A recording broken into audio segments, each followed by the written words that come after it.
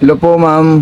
Ma'am Ninya, ito na po ma'am yung ating sewing machine po ma'am. So meron po tayong lagayan ng sinulid po dito ma'am sa itaas. Ayan po siya. Meron na po siyang stopper. So ito na po siya ma'am. Ite-testing natin siya ma'am. Okay? So sa maong na po natin yan ite-testing. Meron po tayong paglalagay ng sinulid na proper. Ayan po siya ma'am. Okay? Unang-una, ilalagay natin ng ganyan. Tapos kailangan nakataas po yung pressure foot natin. Ito naman po siya. Sumunod naman po dyan, ididiretso natin dito ma'am. Tapos butas na po ng karayom.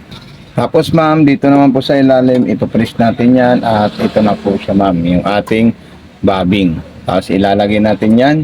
Tapos ipapasok natin dito. Ayan. Tapos ikutin natin yung hand wheel para makain niya po ma'am. Ayan. Okay, so ayun po silang dalawa. Then ipapasok natin sa likod. Sasarado natin yan. Okay, so ito po siya ma'am. Ito, meron po tayong technique ma'am para hindi po siya mag-lock pag ginagamit natin siya ha. Unang-unang gagawin natin, pag naka-setup na po siya, i-rotate natin ito ma'am. Ayan. Pag na-rotate natin siya ng isang beses or dalawa, so pipindutin natin yan. Ayan. Tapos speed control. Tapos reverse. Ayan. Yan po yung pang cotton number 3. Pag pang maong, ito naman po siya. So ganun din po siya ma'am. I-rotate natin yan para hindi po siya mag-lock at di po kayo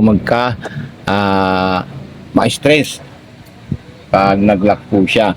Isunod naman po natin dyan ma'am, tayo po ay gagawa ng mga sigsag. May sigsag na pang manipis, number 7. So ayan po siya ma'am. Okay. Then yung number 8, ganun din po siya ma'am. Igaganin natin. Ayan. Tapos yung pang garterize, halos lahat na po yan ma'am, gumagana po siya ma'am. Pero pag napansin nyo pong tumigas po siya, ang kailangan nyo gawin, pag nag-lock po siya na gagawin nyo, tanggalin nyo po yung sinulid at saka yung tela. So ganito po siya, halimbawa nag-lock, ayan, di na po tumaikot. Tanggalin nyo po siya, ganyan.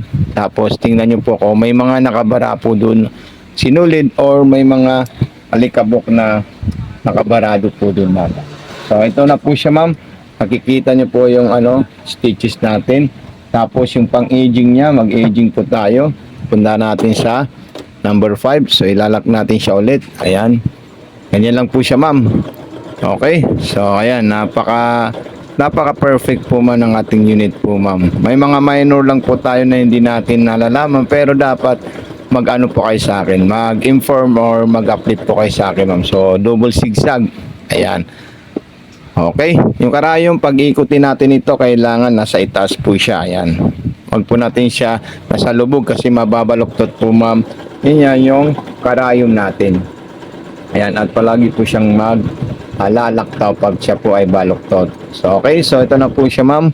Maraming salamat po sa iyo. God bless and more power po ma'am Nenya. Okay.